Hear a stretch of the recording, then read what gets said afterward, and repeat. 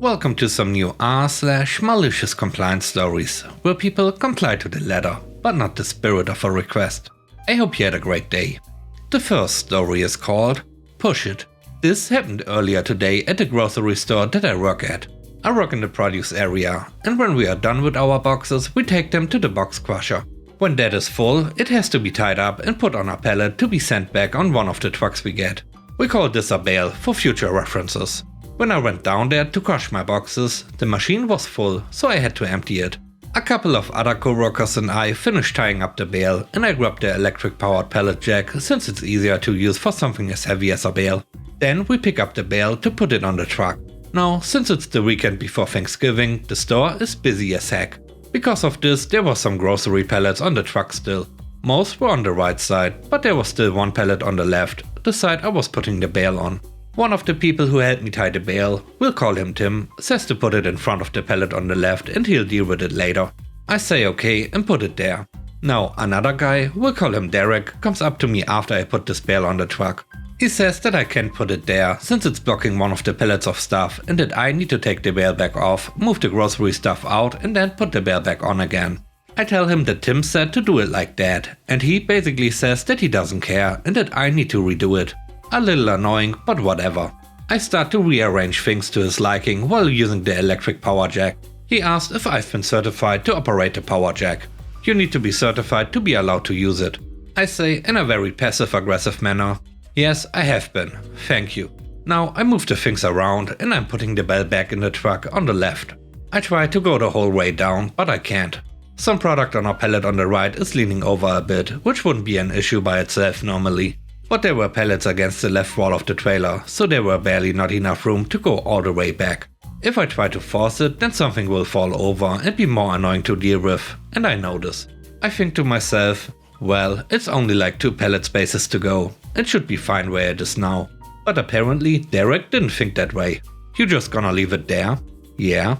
Don't just leave it there, push it all the way back. You want me to push it all the way back? Yes, push it back. Okay? I lift the bale up, and without any regard for what will happen, I push it the rest of the way in with the power jack. The pallets on the wall get knocked down and pushed back, so now they can't get them if needed. Derek comes up to me and says, "Now see, that's what I didn't want to happen." I look at him and say, "I just did what you asked me to do. You wanted me to push it in. I pushed it in." He gets visibly angry and says something that I didn't listen to because I just walked away to finish crushing my boxes. As I finished my boxes, I see him taking the bale out and stacking the pallets on top of it. He looks at me and says, "Would that have been so hard?" I say back to him, "You told me to push it in, not take it out and stack pallets on it. I did exactly what you asked me to do. I don't know why you're so angry." After that he just walks away in a clearly angry mood and I walk back to my area, grinning. The next story is called Wouldn't Listen. So I work for a large IT company and we have several projects which work with other companies and other departments. It's pretty gargantuan, so it's super easy for you to come across teams and people who you will never have met despite having years of service with the company. I've been assigned to a project where we are migrating legacy data from one old system, let's call this Pepsi, to a new one, let's call this Sprite. Normally this would be a fairly trivial exercise, except for 2 things. The new system is air-gapped for security reasons, meaning that any inbound data transfer needs to be handled via removable media. The project manager assigned to the project is a giant jerk and completely disregards the advice of the technical staff, despite having no understanding of our tech himself. So we had a call today to discuss what data would be captured, how much was needed, etc. In this discussion, the subject of file attachments was brought up. For further context, in the Pepsi system, files can be attached to user requests. These can be anything from docx to PDFs. In the target air-gapped system, they have Microsoft Office and all the tools you'd expect most IT systems to have. We are nowhere near the stage of moving everything yet. So the customer decided that they wanted a proof of concept test to see how things would work, specifically geared around attachments and how they would upload into Sprite. The following conversation took place. We need to test how Sprite handles attachments. Can we move some attachments from Pepsi into Sprite? Yes, we can, but the system is air-gapped, remember? So a data movement request will take some time. Also, that doesn't matter, just get it done. I understand, but it usually takes 3 to 4 days for these transfers to be organized because someone has to drive to the site to do the transfer. I know that time and billing are critical here. You might actually be better just creating dummy attachments inside Sprite and testing them. That way all the infrastructure is there for it. And also I was going to say, look, stop trying to make the decisions when I've already made it. Make the arrangements to get this to happen. Okay, can you send the minutes out with this included, please? The project manager obliged, expressing in the minutes that go to every man and his dog, explaining that he has rejected my solution and that we will wait for the actual data. Because I work in day-to-day operations with these tools and I know everyone involved, I was more up to speed than a management type who only had a passing interest in us for as long as his project assigned him here. In my response, I finally get across the point that I was trying to say in the meeting. I would arrange the file transfers immediately, but of the staff who had security clearance to access Sprite, that weren't on the opposite side of the world. One was on maternity leave, one was off with C-19, and the third had left the company the previous week. I estimated that it could be as much as 3 weeks before his request was completed. Don't think he was very happy based on his response. The third story is called She Got Me Good. The History of Art exam had a very curious question. What's the name of the artist that said that perfect anatomical proportions are 8 head measures? This was referring to total body height versus head proportions. 7 or 8, I don't remember. What's his name? Wait, that's pretty vague.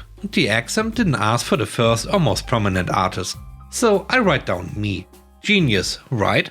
Well, I received back the exam, graded with the answer wrong. I go with the teacher and try to weasel my way into a correct answer.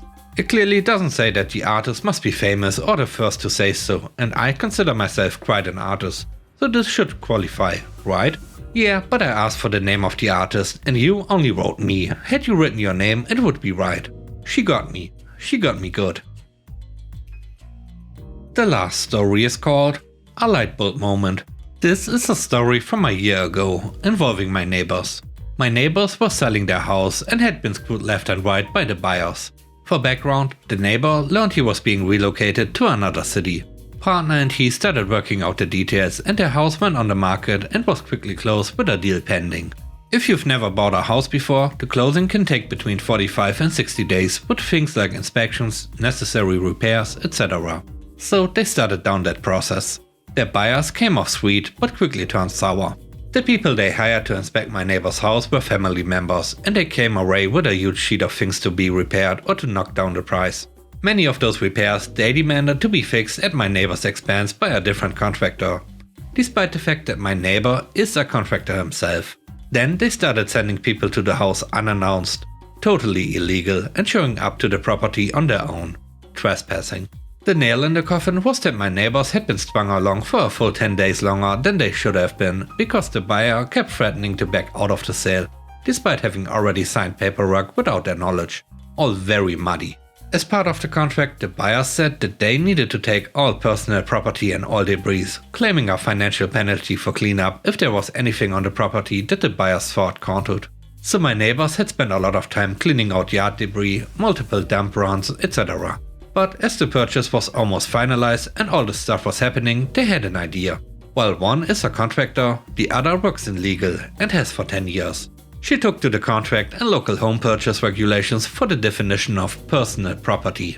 Turns out that besides the obvious, light bulbs also count. They went through and removed every light bulb they could find, except ones that were installed as part of fixtures.